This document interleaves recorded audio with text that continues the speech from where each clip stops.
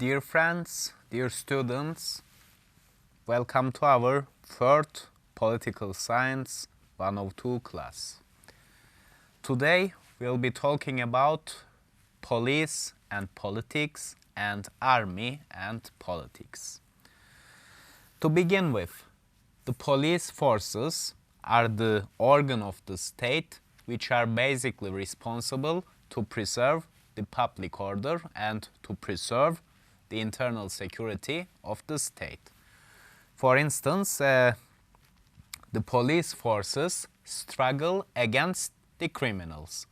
They struggle against people who challenge the public order and who violate the law. While the army is obliged to safeguard the state, the nation state, from external enemies, the police is mainly obliged to preserve the internal law and order.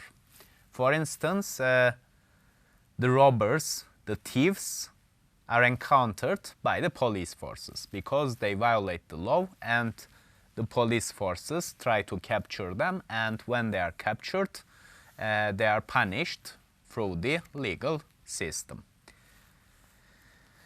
Dear friends, there are some divergent theories about the police forces. We have some different theories in approaching to the role of police forces in politics. The one perspective is the liberal perspective. According to the liberal perspective, the police forces protect individuals from each other, from other individuals. So the police protects individuals from each other.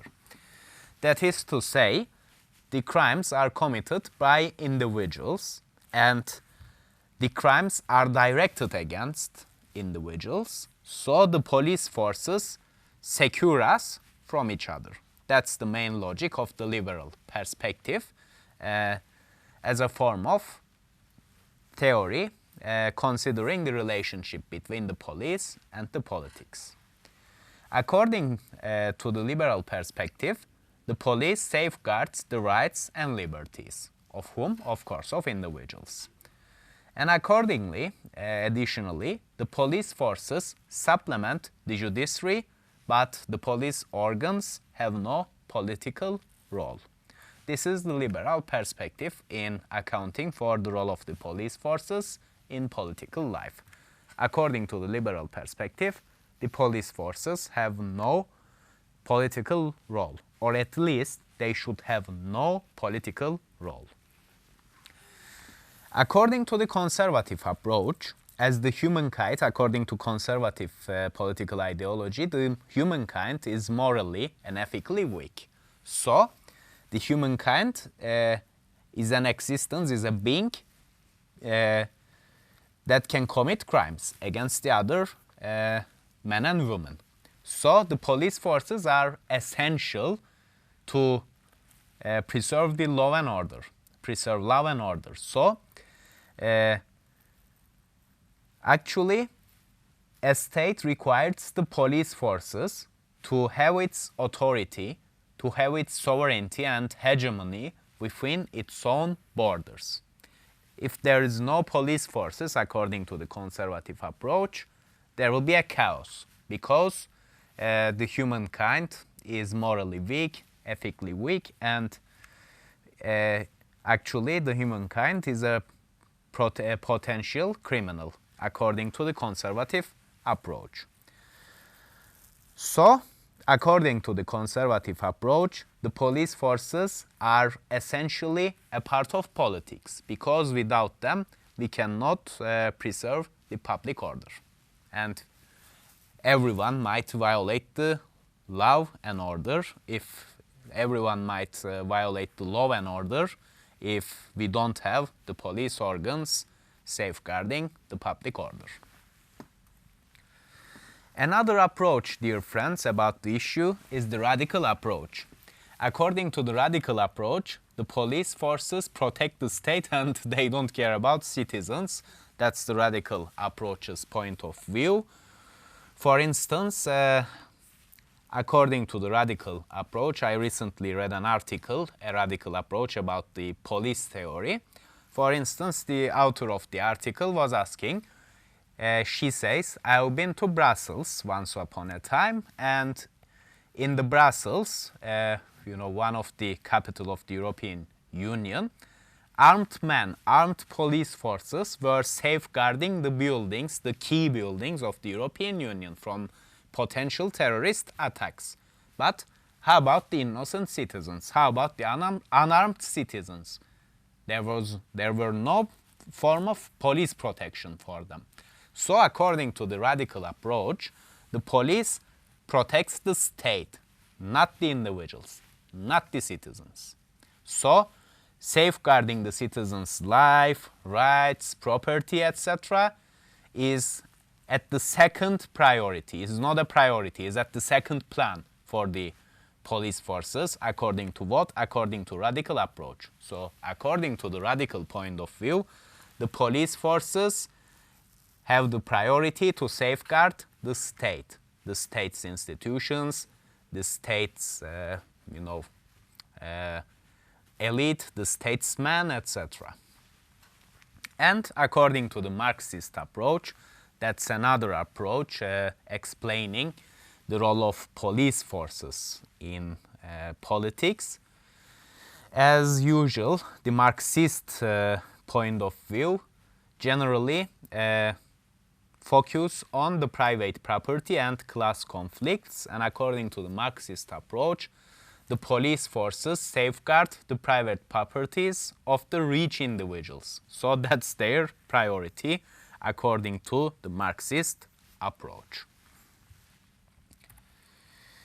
Dear friends, there is another concept about the relationship between politics and police, and it's named as the political police.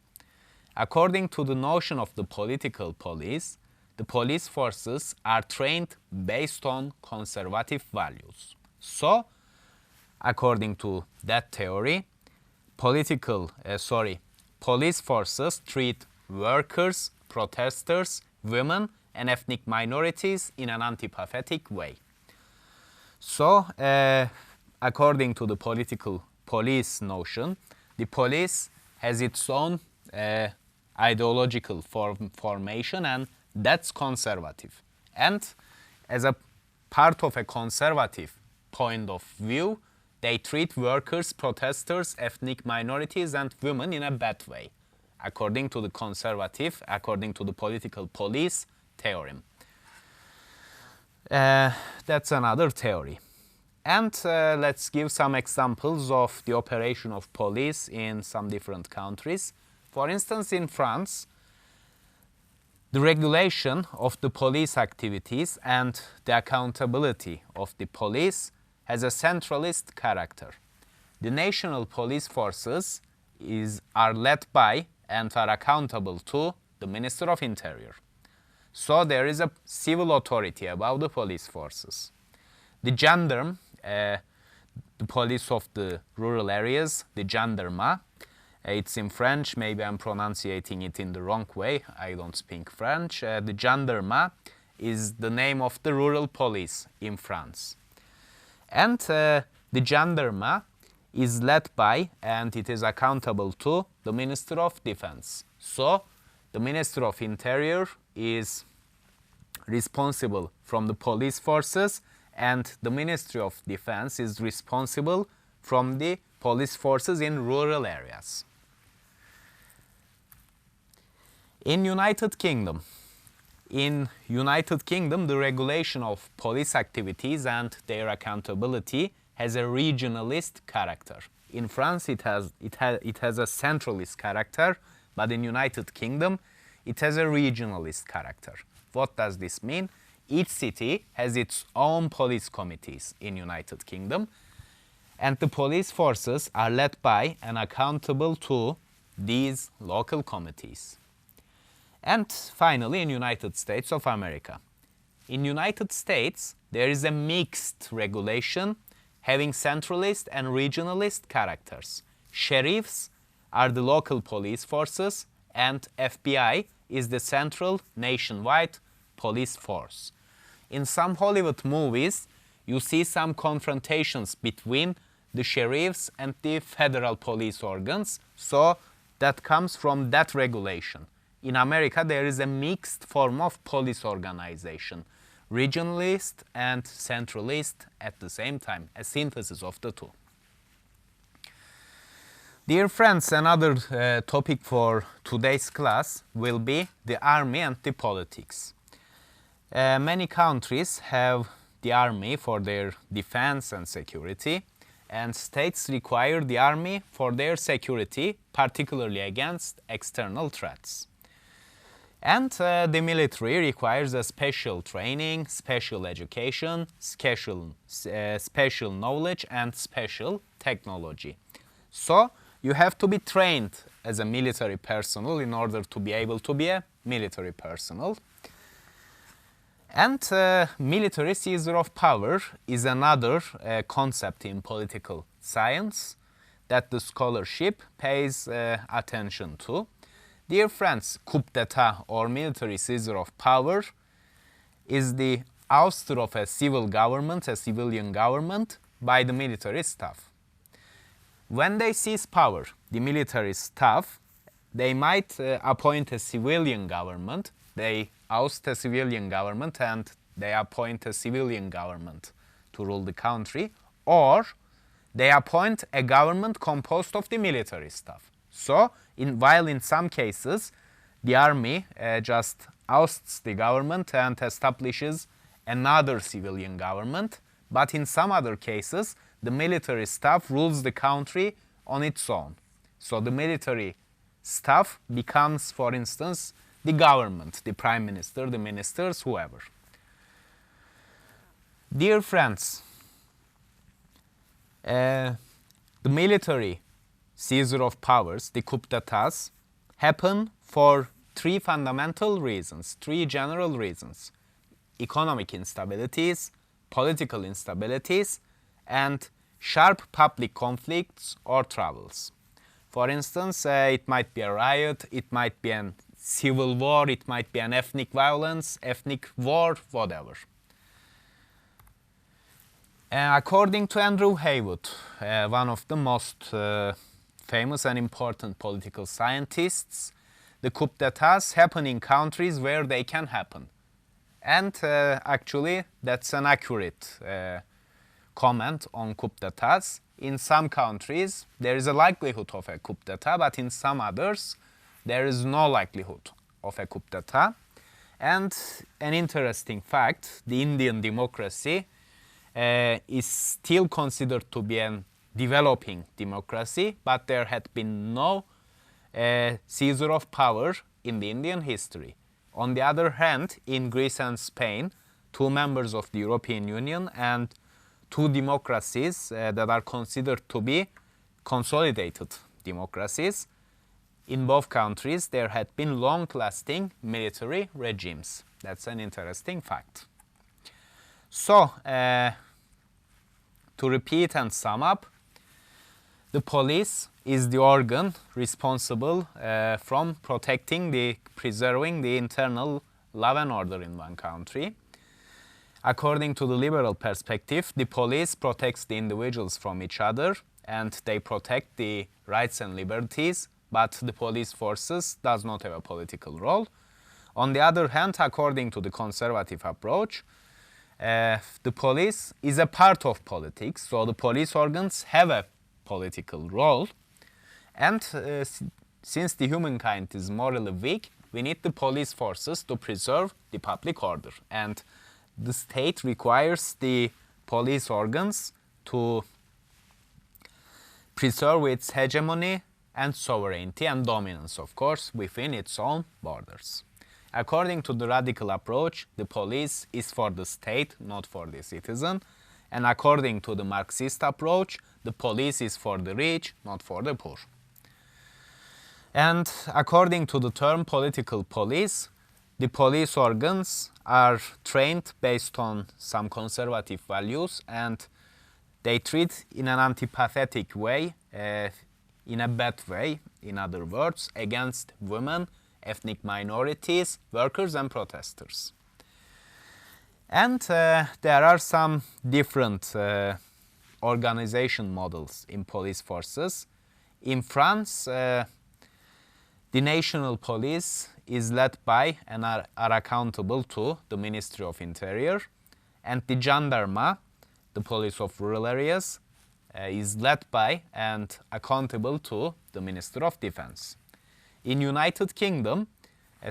France, the character of the police organization has a centralist essence.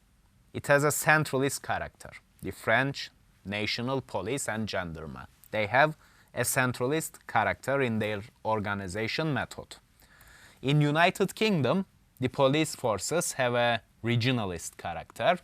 The police forces are accountable to the local committees, and in United States there is a mixture of the two, both regionalist and centralist, sheriffs and FBI. Sheriffs the local and FBI the central. And about the army, the states require armies for their security, particularly against the external threats, and the military requires special training, special education, special knowledge, and special technology. And sometimes, in some countries, the military seizes power and ousts the government. And when they oust the government, the army leaders might appoint a civilian government, or they might appoint a military government. The coup d'etats happen generally due to economic instabilities, due to political instabilities, and due to sharp public conflicts or troubles. And according to Andrew Haywood, coup d'etats happen in countries they can happen. Dear friends, that's it for today's class. I'll be pleased to meet you in our next class, in our forthcoming class. Have a nice day. Thank you for listening me.